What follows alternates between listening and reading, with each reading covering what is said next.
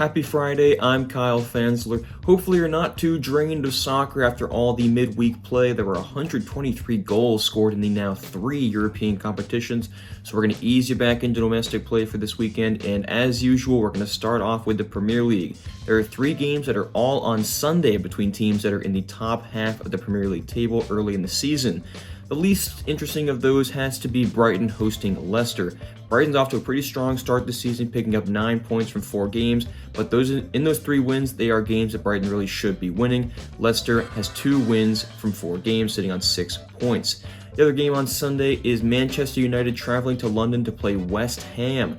West Ham got off to a super strong start this season, picking up those crucial 2 wins, shooting into the top of the table, but since then they have only picked up 1 point from each game. Manchester United looking to bounce back from their midweek loss at Young Boys. Cristiano Ronaldo obviously bagged his first 2 goals back in Manchester United last weekend in the Premier League.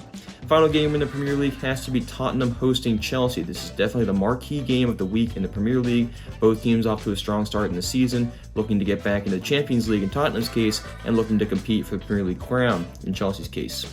In Spain, there are a couple good games to keep an eye on this weekend. The first one is between Atletico Madrid and Athletic Club. Interesting fact about these 2 teams, Atletico Madrid actually started as a childhood and a sister club, Atletico Bilbao. Just kind of a fun fact about the 2 teams. But again, both teams have a lot of strong aspirations this season. Elsewhere in Spain, Valencia hosts Real Madrid. Valencia not in European competition this season, so that gives them the chance to focus on the league, and they've taken advantage of that, shooting themselves up to 4th in the table early on. In Italy this weekend, there is one really great game, and that is Juventus hosting AC Milan.